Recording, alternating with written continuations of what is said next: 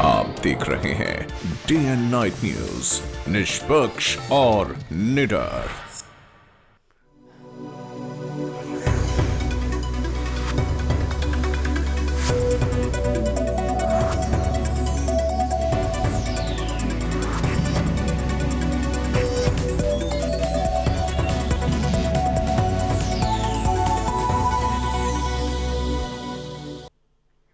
और बुलेटिन में सबसे पहले खबर है गोपाल कांडा की नवगठित होने वाली पार्टी हरियाणा लोकहित पार्टी से जुड़ी हुई। कहा यह जा रहा है कि गोपाल कांडा की पार्टी की लॉन्चिंग में हरियाणा के एक कद्दावर ब्राह्मण नेता शामिल रहेंगे। सूत्रों के हवाले से जानकारी मिल रही है कि कांडा से इस ब्राह्मण नेता ने मुलाकात की है और ये बताया जा रहा है कि जब 2 मई को कांडा की पार्टी की लॉन्चिंग होगी तो उस मौके पर हरियाणा का ये कद्दावर ब्राह्मण नेता भी मंच पर मौजूद रहेगा। हालांकि कौन से ये ब्राह्मण नेता हैं और कहां के हैं इसकी जानकारी नहीं मिल सकी है, लेकिन सूत्रों के हवाले से कहा जा रहा है कि ब्राह्मण नेता जो है वो हरियाणा के कद्दावर ब्राह्मण नेता माने जाते हैं। गोपाल कांडा की नई पार्टी हरियाणा लोकहित पार्टी का पंजीकरण हाल में ही किया गया है और इस पार्टी का लॉन्चिंग किया जाने वाला है गुड़गांव में। और ये सूत्रों के हवाले से फिलहाल खबर आ रही है कि इस लॉन्चिंग के कार्यक्रम में हरियाणा से ब्राह्मण नेता जो कि कद्दावर नेता माने जाते हैं उनकी मौजूदगी रहने वाली है। हालांकि नाम का खुलासा अभी तक नहीं हो पाया है। गोपाल कांडा जो कि हरियाणा के पूर्व गृह राज्य मंत्री रहे हैं और एक बहुचर्चित मामले में आरोपी हैं और फिलहाल वो जेल से बाहर हैं, जमानत पर बाहर हैं। उन्होंने बाहर आकर एक पार्टी के गठन का ऐलान किया था और हरियाणा लोकहित पार्टी का पंजीकरण भी हो चुका है और ये भी कहा जा रहा है कि 2 मई को गुड़गांव में पार्टी की लॉन्चिंग की जाएगी और इस लॉन्चिंग के मौके पर हरियाणा के एक कद्दावर ब्राह्मण नेता की मौजूदगी बताई जा रही है कि रहने वाली है। मीटिंग हुई है इन ब्राह्मण कद्दावर नेता की कांडा के साथ और हालांकि ये कौन से नेता है उनके नाम का खुलासा नहीं हो सका है। फोन लाइन पर हमारे संवाददाता जुड़ चुके हैं राहुल शर्मा नई दिल्ली से। उनसे जान लेते हैं कि क्या अपडेट्स है इस मीटिंग को लेकर उनके पास। जी राहुल, जानना चाहेंगे कि मुलाकात हुई है गोपाल कांडा की हरियाणा के कद्दावर नेता के साथ, सूत्रों के हवाले से क्या कुछ जानकारी हाथ लग सकी है? लेकिन यहाँ जो गोपाल कांडा और जिस ब्राह्मण नेता की बात की जा रही है, जो सूत्र हमें जानकारी दे रहे हैं वो कह रहे हैं कि पंडित विनोद शर्मा और गोपाल कांडा के बीच में एक गुप्त मीटिंग हुई है। विधानसभा चुनावों को लेकर भी पंडित विनोद शर्मा कांग्रेस से इस्तीफा दे चुके हैं, वो भी एक नए घर की तलाश कर रहे हैं। हो सकता है जो सूत्र हमें बता रहे हैं कि गोपाल कांडा के साथ मिलकर ये दोनों एक नई पार्टी को बनाने की भी हरियाणा के अंदर विधानसभा चुनाव भी होने हैं और आने वाले कुछ दिन में सूत्र बता रहे हैं कि एक नई पार्टी की घोषणा करेंगे गोपाल कांडा के साथ मिलकर। क्योंकि गोपाल कांडा भी सरकार से नाराज आ रहे हैं, दिख रहे हैं, विनोद शर्मा भी कांग्रेस से नाराज है, तो हो सकता है कि दोनों के दोनों एक साथ आ जाए और हरियाणा की राजनीति के अंदर एक नई पार्टी का ऐलान कर सकते हैं। इस सूत्रों के हवाले से अभी हमें खबर आ रही है कि गोपाल कांडा और पंडित विनोद शर्मा की मुलाकात हुई है, जिसके अंदर एक नई पार्टी बनाने को लेकर चर्चा की गई है। जी, जिस तरह से राहुल आपने बताया कि कद्दावर विनोद शर्मा का नाम लिया जा रहा है इस पार्टी में शामिल होने का, तो ऐसा कहीं ना कहीं ये संकेत नजर आ रहा है कि जितने भी कांग्रेस के बागी नेता हैं उनको इस पार्टी की शरण मिल सकती है।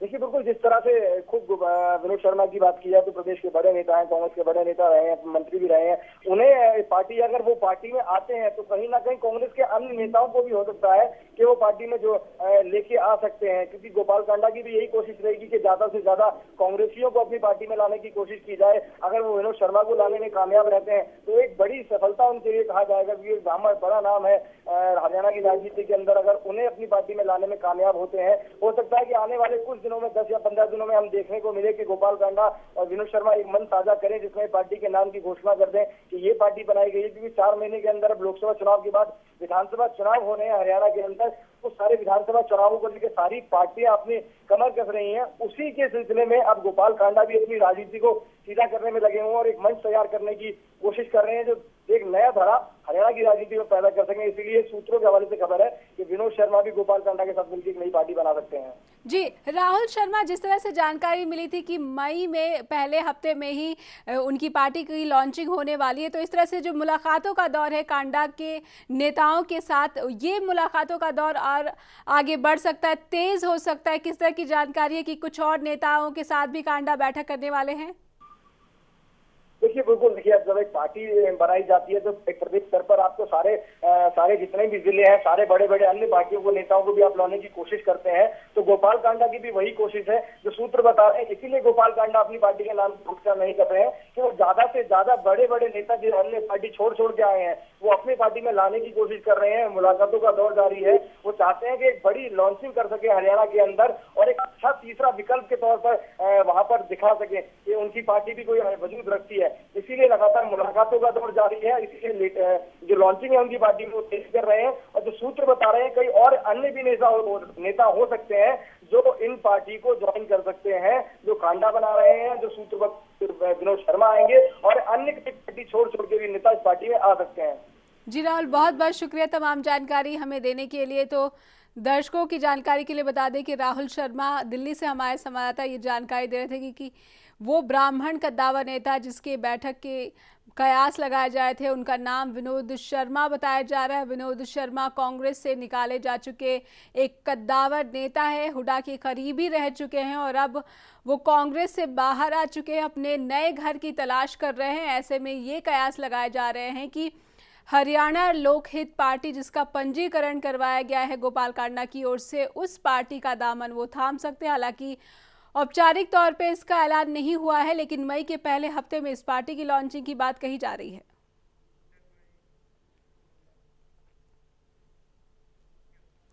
अगली खबर अजय चौटाला की। हरियाणा के पूर्व मुख्यमंत्री ओम प्रकाश चौटाला के बेटे अजय चौटाला की जमानत अवधि 9 मई तक के लिए बढ़ा दी गई है। जमानत के सिलसिले में दिल्ली हाईकोर्ट में आज सुनवाई हुई, जिसके बाद कोर्ट ने जमानत अवधि बढ़ा दी।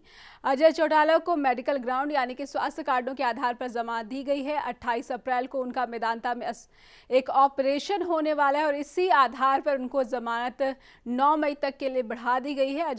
अजय चौटाला भी ओम प्रकाश चौटाला के साथ ही हरियाणा के JBT यानी कि जूनियर बेसिक टीचर घोटाले में मुख्य आरोपी हैं, मुख्य दोषी हैं और सजा भी भुगत रहे हैं। भगाना गैंगरेप मामले में न्याय के लिए दिल्ली के जंतर मंतर पर 9 दिनों से धरना दे रहे दलित परिवार के परिजनों ने न्याय की आस के लिए भगाना के स्थानीय प्रशासन के सामने प्रदर्शन किया और बाद में प्रदेश कांग्रेस के अध्यक्ष अशोक तंवर से भी मिले। इसके बाद पीड़ित परिवार SC/ST आयोग के पास गया है। आज पीड़ित परिवार के लोगों ने महिला आयोग से मुलाकात की है। गैंगरेप की घटना को 23 मार्च का दिन था जब गैंगरेप की घटना हुई थी और इस घटना के 1 महीने से भी ज़्यादा का वक्त गुजर जाने के बावजूद दलित परिवार न्याय के लिए दर-दर भटक रहा है। पीड़ित परिवार ने महिला आयोग के दफ्तर में भी आज मदद की गुहार लगाई है। पीड़ित परिवार ने राष्ट्रीय महिला आयोग की सदस्य शमीना शफीक से न्याय मांगी है। महिला आयोग की सदस्य शमीना शफीक ने कहा है कि इस मामले पर वो पहले ही मीडिया में खबर के आधार पर कार्रवाई के आदेश दे चुकी हैं और अब परिजनों से बात करने के बाद उन्होंने सूबे के IG से फ़ोन पर बात की है। उचित जांच की बात उन्होंने करी है। ऐसे में पुलिस पर दबाव पड़ रहा है कि वो मामले की उचित जांच करे, लेकिन फिलहाल जो पीड़ित परिवार है वो जांच को लेकर असंतुष्ट है।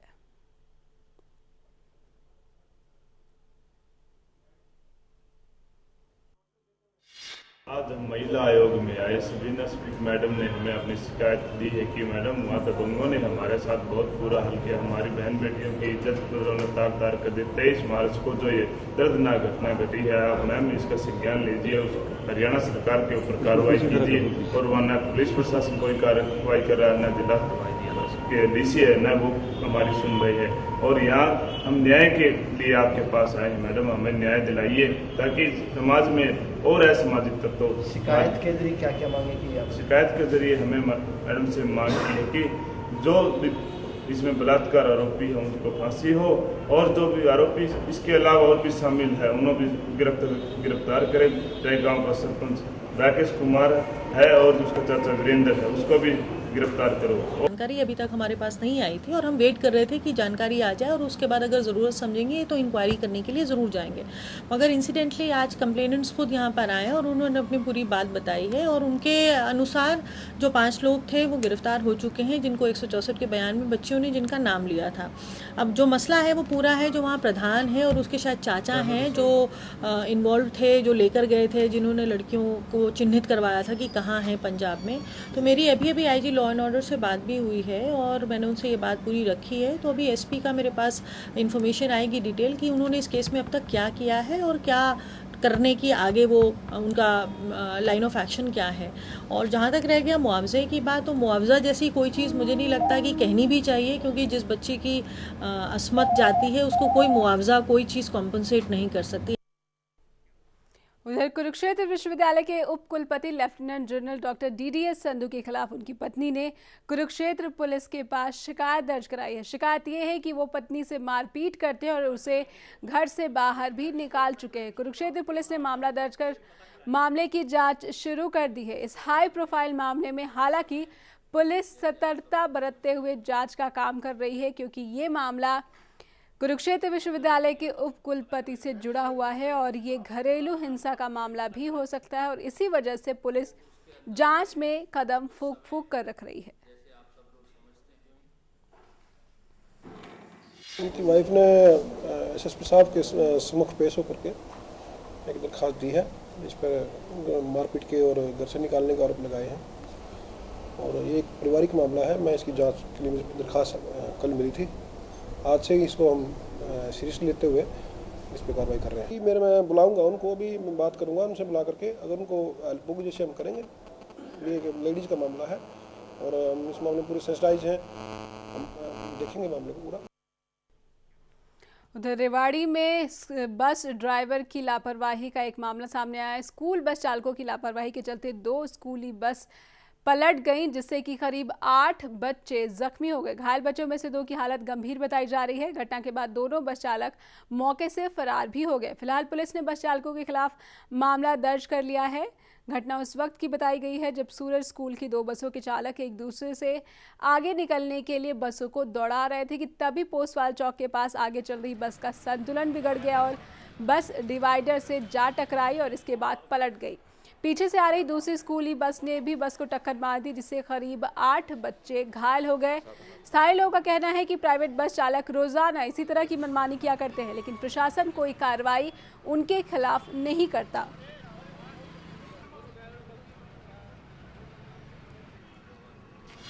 साहब, हमारे बच्चे स्कूल में पढ़ते हैं, स्कूलों की पूरी तरह से लापरवाही है। इनके जो कंडक्टर हैं, आदत तो इन कंडक्टर ही नहीं होते, बस ड्राइवर ही इन बसों को चलाते हैं। ठीक है, हमारी यहाँ की जो पुलिस प्रशासन है उनका बहुत ही मतलब कि उनका जो काम है वो बिल्कुल निराधार है।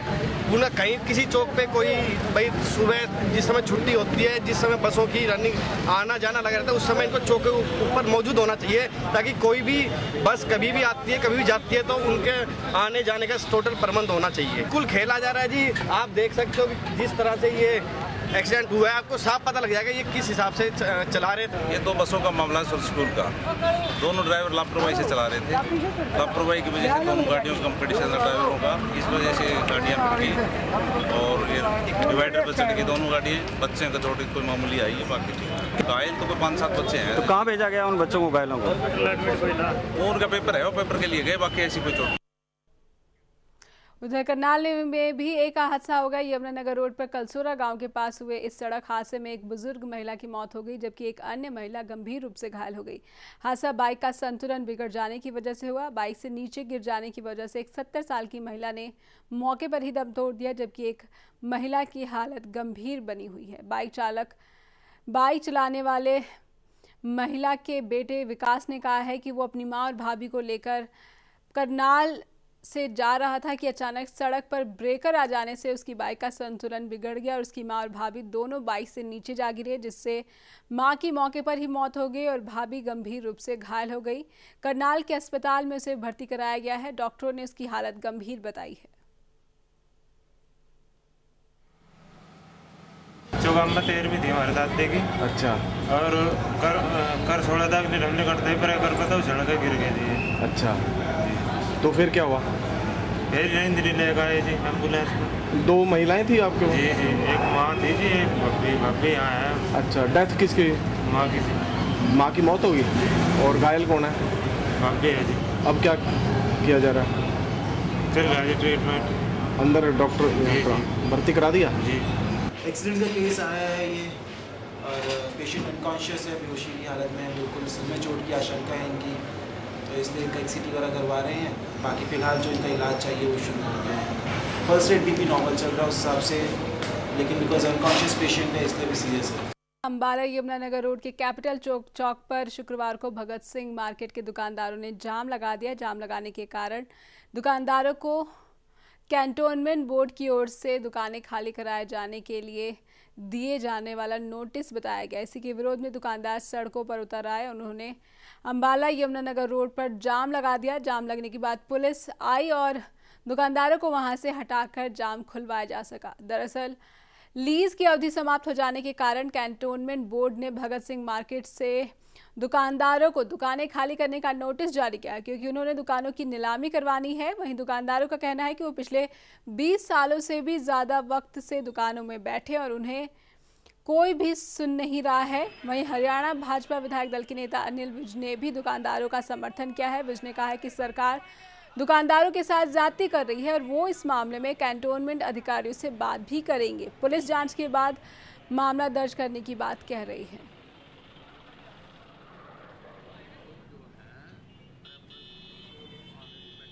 तीस साल से जो किराएदार बैठे हैं भगत सिंह मार्केट वाले, उनको कंज्यूमर बोर्ड वाले जान रहे हैं, ऑप्शन कर रहे हैं दोबारा 20-20 हजार रुपया जो है किराए पे जारी है दोबारा दुकानें, कोई सुनवाई नहीं हो रही उनकी।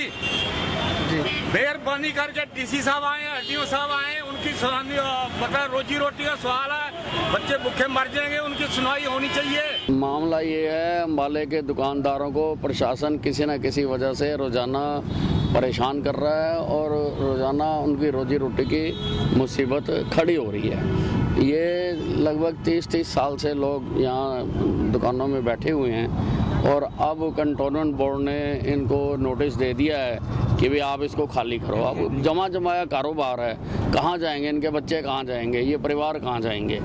और जो 30 साल से लगातार किराया दे रहा है उसको कोई खाली कराने का कोई औचित्य भी नहीं है। इसलिए अगर लीज समाप्त हो गई है तो इन्हीं से ही दाम लेके इनकी लीज को रिन्यू करना चाहिए, इनको बेरोजगार नहीं करना चाहिए। हमारे पास के कुछ लोग नेशनल स्टेट हाईवे जाम कर रहे हैं कैपिटल चौक के पास, तो हम यहाँ पे आए हैं और उनको समझाया बुझाया गया और रोड को क्लियर कराया गया। गोहाना रोड गौशाला मंडी के पीछे बने मकान में आज सुबह जबरदस्त धमाका होने से मकान की पहली मंजिल पूरी तरह से तबाह हो गई। धमाका इतना जबरदस्त था कि सामने वाले पड़ोसियों के मकानों को भी नुकसान पहुंचा है, लेकिन गनीमत इस बीच इस बात की रही कि हादसे में लोग सुरक्षित बच गए। केवल मकान मालिक विजय मित्तल के सर पर मामूली चोट आई है। घटना की सूचना मिलते ही पुलिस मौके पर पहुंची और एफएसएल टीम को घटनास्थल का मुआयना करने के लिए बुलाया गया, लेकिन पुलिस का कहना है कि अभी तक धमाके के कारणों का पता नहीं चल सका है। पता नहीं किस चीज़ से हुआ हादसा है, अपना साफ कराऊंगा और अपना बनाऊंगा दोबारा। उस टाइम हम सो रहे थे, बहुत जबरदस्त भयंकर मतलब धमाका हुआ। हम सारे उठ गए, एकदम नीचे आके देखा तो नीचे कुछ नहीं था। तो आपने क्या समझा? हमने सोचा शायद पीछे से ब्रदर बोल रहा था कि ट्रांसफार्मर फूट गया है, लेकिन बाद में जब पड़ोसी बोले कि उधर उनके घर में ऐसी प्रॉब्लम हुई है तो इधर आके देखा हमने अभी ये चीज़ हुई। सुबह 5 बजे इन्फॉर्मेशन मिली थी कि दयाल कॉलोनी में किसी घर मकान गिर गया। मौके पर आए थे, मौके पर आकर देखा तो फर्स्ट फ्लोर बिल्कुल सारी गिरी हुई है, लेंटर भी गिरा हुआ है। एफएसएल टीम को मौके बुला लिया, डिस्पोजल स्क्वाड भी आ गया, दोनों अपनी अपनी इन्वेस्टिगेशन कर रहे हैं। जो इन्फॉर्मेशन रिपोर्ट आएगी उसके अनुसार वर्किंग कर रहे हैं। पानीपत में हर रोज हो रहे सड़क हादसों पर अंकुश लगाने के लिए प्रशासन ने मोटर व्हीकल एक्ट को सख्ती से लागू करने के निर्देश जारी किए हैं। पानीपत में नियमों को सख्ती से लागू करवाने के लिए न्यायाधीश परमिंदर कौर ने पुलिस की मदद से नाका लगाकर सभी वाहनों की जांच की और लोगों को नियमों में रहकर जीटी रोड पर चलने की सलाह दी। साथ ही चेतावनी भी दी कि नियमों का उल्लंघन करने वालों को बख्शा नहीं जाएगा।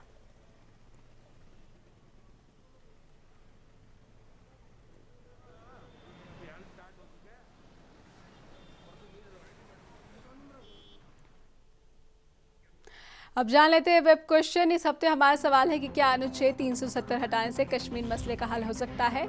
दर्शकों को सवाल एक बार फिर से बता दें, क्या अनुच्छेद 370 हटाने से कश्मीर मसले का हल हो सकता है। दर्शक अपना जवाब हाँ या ना में हमारी वेबसाइट www.daynightnews.com पर लॉग इन करके दे सकते हैं। जीतने वाले विजेता को मिलेगा टिम्बर ट्रेल हाइट्स परवाड़ू में 1 रात का बिल्कुल मुफ्त स्टे।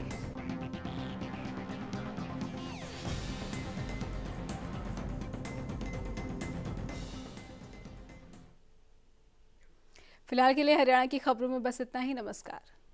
खबरों की दुनिया में आइए, हमारे साथ कहीं भी और कभी भी जुड़िए।